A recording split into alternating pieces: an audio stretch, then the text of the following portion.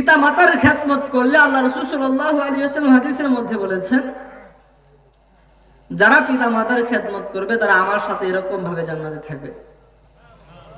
ভালো করে লক্ষ্য করেন, এও যুবক ভাইয়েরা ভালো করে দেখো, এই একটা আঙ্গুল আর একটা আঙ্গুল থেকে কি বেশি দূরে? কাছাকাছি না? আল্লাহ রাসূল ইশারা করে বুঝিয়েছেন, এই একটা আঙ্গুল আর একটা আঙ্গুল থেকে যেরকম ভাবে বেশি দূরে নয়, যারা পিতা মাতার খেদমত করবে তারা আমার সাথে এরকম নিকটে জান্নাতে থাকবে। শুধু এতটুকুন বলেন নাই, পয়গম্বর ডাক দেয়া বলে, ও দুনিয়ার মানব মণ্ডলী, দুনিয়াতে নামাজ পড়ো কাকে সন্তুষ্ট করার জন্য? মুসলমান জুড়ে আওয়াজ দেয়া বলেন, কাকে সন্তুষ্ট করার জন্য?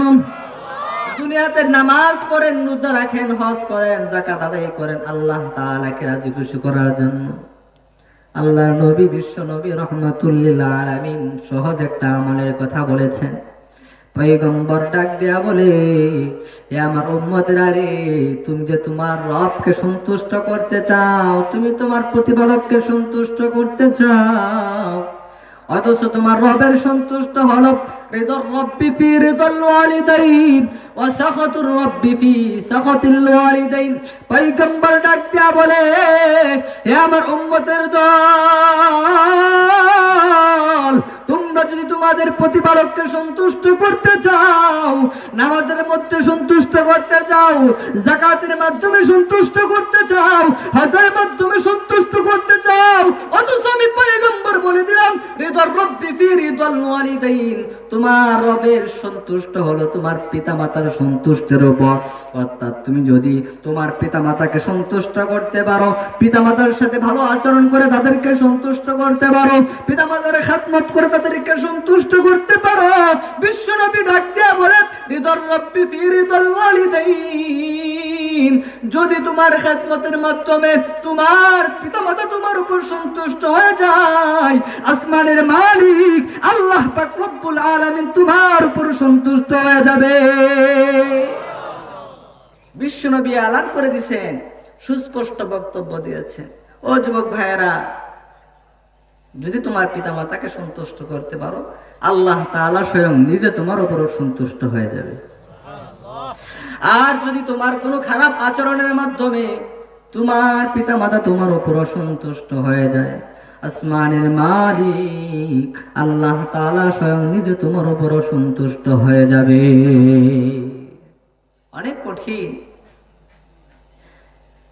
আল্লাহ, পিতামাতা এমন বড় নিয়ামত, যাদের পিতামাতা আছে তাদের জান্নাত এখনো দুনিয়াতে। আরো জোরে আওয়াজ দিয়ে বলেন, যাদের চলে গেছে তাদের জান্নাত চলে গেছে।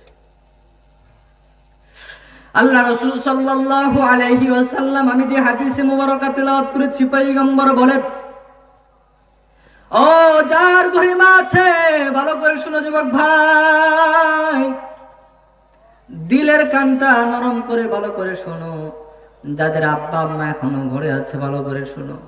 বিশ্বনবী রাহমাতুল লিল আলামিন ডাক দেয়া বলে, হে আমার উম্মতেরা রে, দুনিয়ার সমস্ত মানুষের পায়ের নিচে মাটি, দুনিয়ার সমস্ত মানুষের পায়ের নিচে মাটি, কিন্তু তোমার ঘরে যে একজন মা রয়েছে, আসমানের মালিক আল্লাহ পাক রব্বুল আলামিন দুনিয়ার সমস্ত মানুষের পায়ের নিচে মাটি রাখলেও তোমার ঘরে যে বৃদ্ধ মা রয়েছে, সেই বৃদ্ধ মায়ের পায়ের নিচে আল্লাহ তাআলা সন্তানের জন্য জান্নাত রেখে দিয়েছে। পয়গম্বর ডাক দেয়া বলে, ইন্নাল জান্নাতা তাহতা আকদামিল উম্মাহ। পয়গম্বর ডাক দেয়া বলে, ও দুনিয়ার সন্তানেরা রে, ইন্নাল জান্নাতা, নিশ্চয় আল্লাহ পাক রব্বুল আলামিন জান্নাতকে রেখে দিয়েছেন তাহতা আকদামিল উম্মাহ, তোমাদের মায়েদের পায়ের নিচে। আল্লাহু আকবার। মায়ের জাতির সম্মান আছে না নাই? জোরে আওয়াজ দিয়ে বলেন। মার সম্মান আল্লাহ তাআলা দিয়েছেন মিয়া। এই জন্য পিতা মাতার খেদমত করার দরকার আছে না নাই?